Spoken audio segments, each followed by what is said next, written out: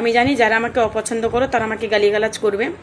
তো আমি বারংবার বলেছি, আমার প্রত্যেকটা ভিডিওতে তোমরা দেখেছো, আমি শুধুমাত্র মমতা ব্যানার্জির হয়ে প্রচার করেছি আর বারবার বলেছি যে আমি মমতা ব্যানার্জিকে দেখেই রাজনীতি করি, প্রয়োজনে হয়তো কোনোদিন রাজনীতি করবো না, ঠিক আছে, কিন্তু মমতা ব্যানার্জিকে কোনোদিন আমি ভুলতে পারবো না।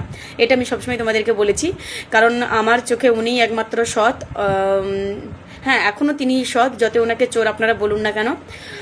মমতা ব্যানার্জির হয়ে প্রচার করতে গিয়ে তোমরা আমাকে অকথ্য ভাষায় গালিগালাজ করেছো, আমার নোংরা নোংরা ফটো এডিট করে পোস্ট করেছো, শুধুমাত্র মমতা ব্যানার্জির হয়ে প্রচার করতাম বলে। যেহেতু মমতা ব্যানার্জি নিজের হাতেই আজকে দলটা ভেঙে দিলেন, নিজের হাতেই তিনি সংগঠনটাকে ভেঙে দিলেন, ভেঙে টুকরো টুকরো করে দিলেন, তাই আজকে দেখলাম যে কিছু গদ্দার, কিছু বেইমান দল থেকে বেরিয়ে গিয়ে নতুন তৃণমূল কংগ্রেস তৈরি করছে। তাই সেই কারণের জন্য আমিও আমার জীবন থেকে আজ থেকে তৃণমূল কংগ্রেসকে মুছে দিলাম। আর আমি তো একজন পঞ্চায়েত মেম্বার রয়েছি, তো সেই পঞ্চায়েত মেম্বার যেহেতু তৃণমূল কংগ্রেসের মমতা ব্যানার্জির জন্যই আমি তৃণমূল কংগ্রেসের পঞ্চায়েত মেম্বার ছিলাম, তাই আমিও সঠিক সিদ্ধান্ত নিয়েছি, আমি রিজাইন দিয়ে দেবো পঞ্চায়েত মেম্বার থেকেই। যেহেতু উনিই ভেঙে দিয়েছেন, তাই আমি মনে করি যে আমার কাছে একটাই তৃণমূল কংগ্রেস ছিল, সেটা হচ্ছে মমতা ব্যানার্জির জন্যই।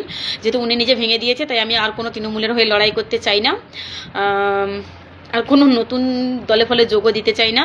কারণ আমরা কর্মী, আমরা মমতা ব্যানার্জিকে ভালোবেসে নিজের জীবনের বাজি রেখে, হ্যাঁ, নিজের বাড়িঘরদের উপর অত্যাচার করার পরেও, কারণ আমরা দল বদল নয়, কারণ রাজনীতিটা আমরা ভালোবেসে করি, রাজনীতিটা আমাদের পেশা নয়, যাদের পেশা তারা দল বদল হয়। আমরা ভাই দল পরিবর্তন করতে পারবো না। তো দয়া করে আজ থেকে আমার পেছনে কেউ রাজনীতির তকমা দয়া করে কেউ লাগাবেন না, এটা আমার করজোড়ে বিনীত অনুরোধ।